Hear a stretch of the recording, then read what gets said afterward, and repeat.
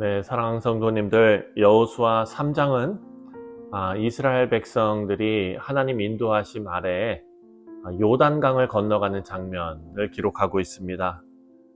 여러분, 이 사건은 그냥 강 건너로 이동했다라는 것 이상의 어떤 깊은 영적 의미를 담고 있죠.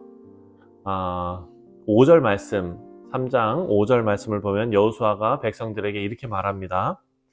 여호수아가 또 백성들에게 이르되 너희는 자신을 성결하게 하라. 여호와께서 내일 너희 가운데에 기이한 일들을 행하시리라. 자, 이스라엘은 하나님의 약속의 땅에 들어가기 위해서 믿음으로 순종해야 됐죠.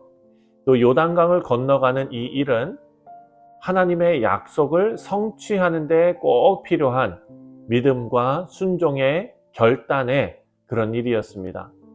자, 오늘 본문 통해서 우리는 믿음과 그리고 순종, 또 하나님께서 함께 하시는 동행과 임재, 그리고 하나님의 능력을 경험하는 삶이 어떤 삶인지 우리가 함께 살펴보고, 또 그런 놀라운 은혜가 우리 삶 가운데도 나타날 수 있도록 우리가 함께 하나님과 동행하는 삶을 살기를 바랍니다.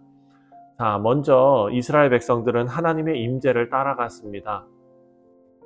이스라엘 백성들은 요단강을 건너기 위해서 하나님의 임재를 상징하는 언약궤를 따라갔지요. 여호수아는 백성들에게 언약궤가 움직일 때 그것을 따라가라 라고 명령했습니다. 3절과 4절 말씀을 보면 백성에게 명령하여 이르되 너희는 레위 사람 제사장들이 너희 하나님 여호와의 언약궤 매는 것을 보거든 너희가 있는 곳을 떠나 그 뒤를 따르라. 자, 언약궤는 하나님의 임재와 영광을 상징하지요. 백성들은 그것을 중심으로 움직였습니다. 언약궤가 멈추면 멈추고 움직이면 따라가는 것이 하나님의 인도하심에 대한 순종을 상징하고 있습니다. 자, 오늘날 우리도 마찬가지이죠. 우리도 성령 하나님께서 우리를 인도해 가시고 하나님의 임재를 따라 살아가야 할 것입니다. 하나님의 말씀과 또 성령 하나님의 인도하심을 통해서 우리의 삶의 방향을 정해야 합니다. 여러분, 때로는 우리가 알지 못하는 길을 가야 할 때도 있죠. 또 하나님께서 앞서가시면서 우리를 인도하시고 우리는 믿음으로 순종해야 하는 경우가 대부분의 우리 인생의 그런 일들입니다. 우리 삶이 하나님의 임재를 따라 움직일 때에 이스라엘 백성들이 언약궤를 따라서 움직인 것처럼 우리는 참된 평안과 안전을 경험할 수 있습니다. 그것은 우리의 환경과는 다른 이야기입니다. 환경이 어려워도 하나님의 평안과 하나님의 안전이 우리 가운데 함께 있을 수 있습니다. 시편 기자는 이렇게 고백하지요. 시편 23편 1절 우리가 다 잘 알고 또 암송하는 구절 아닙니까? 여호와는 나의 목자시니 내가 부족함이 없으리로다.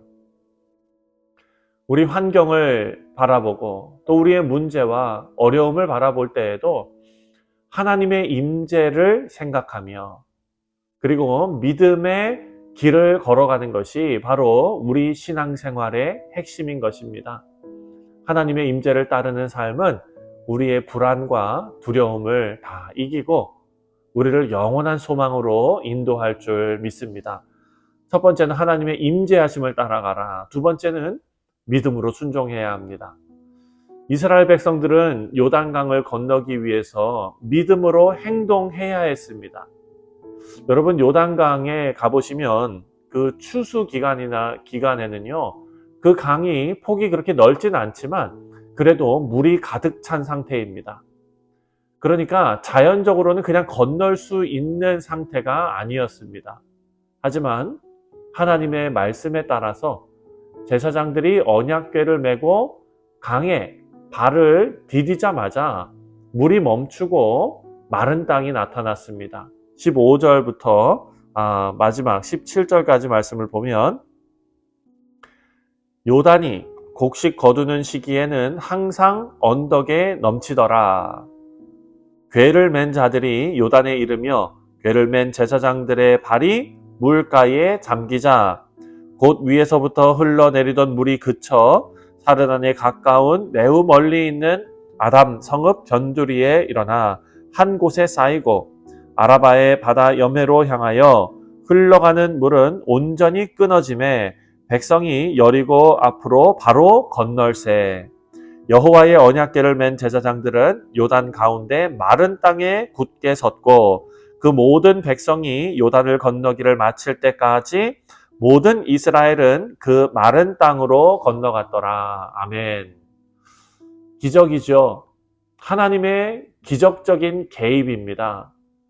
믿음은 보이지 않는 상황에서도 하나님의 말씀에 순종하는 것이죠. 히브리서 11장 말씀 믿음장 아닙니까? 믿음은 바라는 것들의 실상이요 보이지 않는 것의 증거라고 했습니다.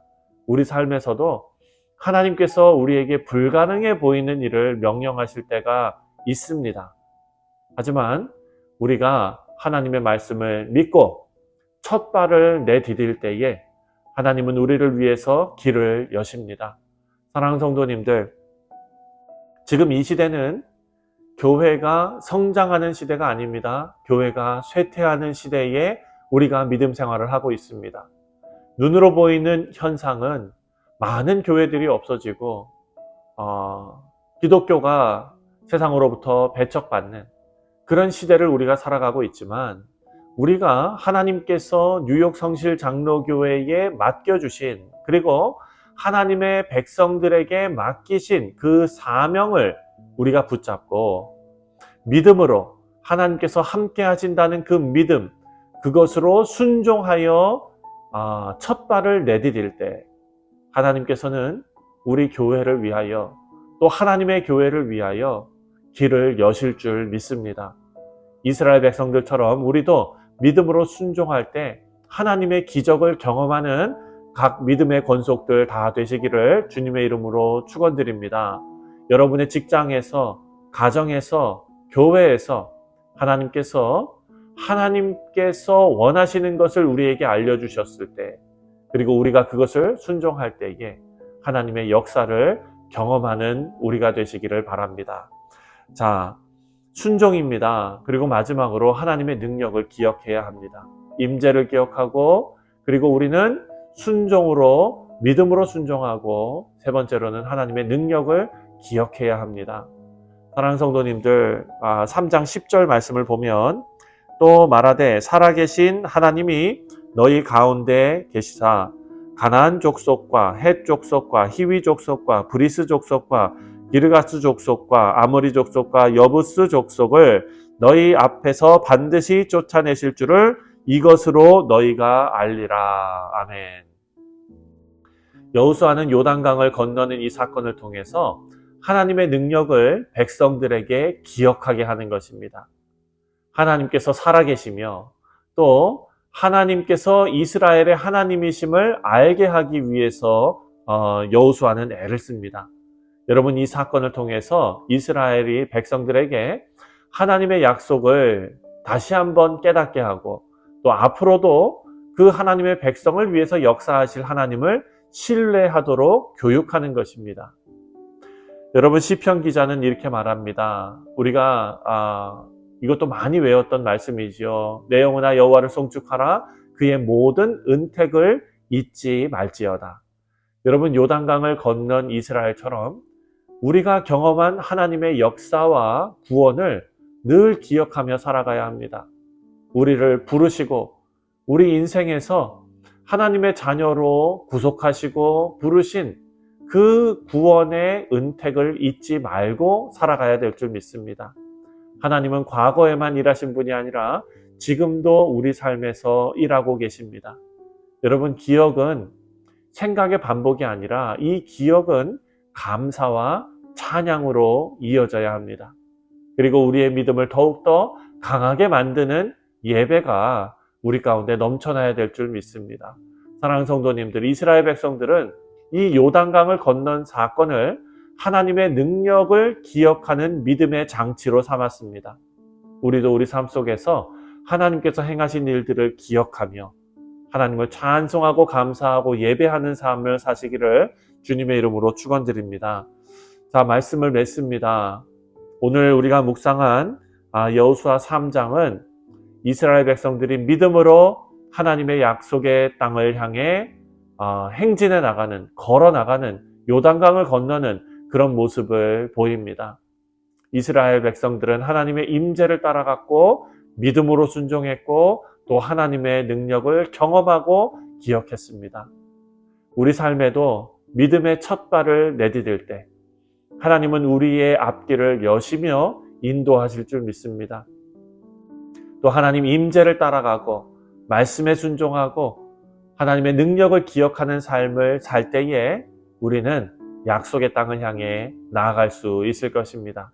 오늘 이 말씀을 통해서 우리의 믿음이 더욱더 깊어지고 하나님의 임재와 능력을 체험하는 삶을 사시고 오늘 하루가 여러분의 개인적인 믿음의 차원을 넘어서 가정과 교회가 하나님의 영광을 나타내는 복된 삶이 되시기를, 복된 하루 아침이 되시기를 주님의 이름으로 축원드립니다. 기도하겠습니다.